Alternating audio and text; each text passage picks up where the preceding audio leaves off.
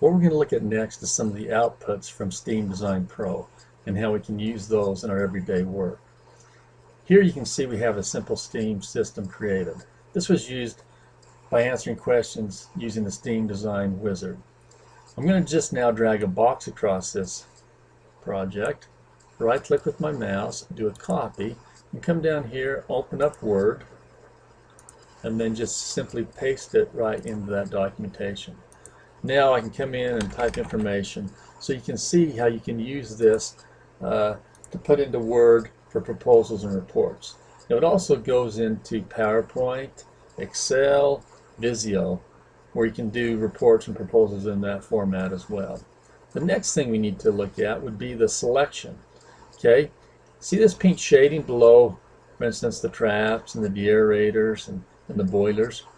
If a component has that peaked shading, that means you have the ability to select that product. So if I come up here to the thumbs up button that says select equipment, I can click on that and come in, and if the pink shading went away, that means it actually made a selection of that product. So to view that selection, I can just click on that component and go in under selection and look at what it selected. Or I can come up here to the file, coordination file options, and let's create a bill of materials and an equipment schedule.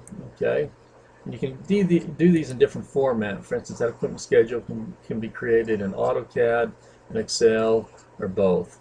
Okay, we'll do it in Excel. Hit OK. Now I just need to save this project. Now I can come in and do a file, open, and look at that equipment schedule. So whatever was on my project, there's the boilers. Let's go move over to the steam traps. Spirax Sarco, what kind they are, construction, flow rate, pressure drop, everything about it. Here's the PRVs as well. So whatever was in the design is going to appear in the equipment schedules. Next of all, let's go in and look at the bill of materials. File, open, coordination file, bill of materials.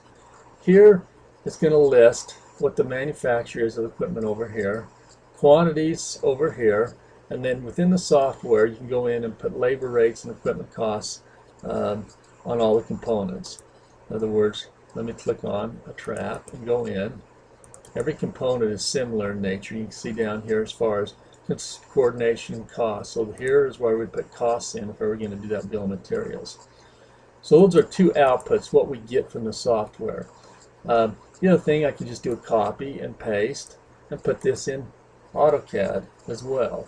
So I have that in that format to work with. These are two of the schedules which we get from Steam Design Pro and how we can use those as well as the schematic to do our everyday work. Thank you.